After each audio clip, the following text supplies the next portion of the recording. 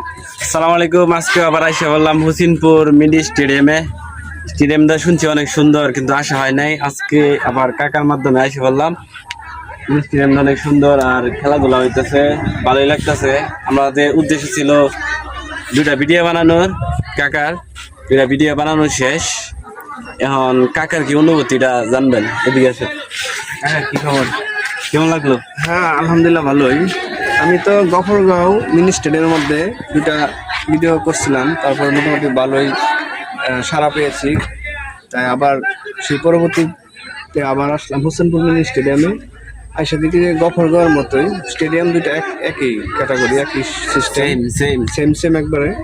তাই আমি দুটা ভিডিও করে নিলাম, আমার বাতিজার জন্য একটা ভিডিও করে নিলাম। তাই ভিডিওটা দেখা মাত্র আপনারা লাইক কমেন্ট শেয়ার করবেন আর আমাদের পেজের সাথে থাকবেন। ধন্যবাদ। আজকে ভিডিও এই পর্যন্তই ছিল। পরবর্তী ভিডিও দেখার জন্য আমাদের পেজের সাথেই থাকেন।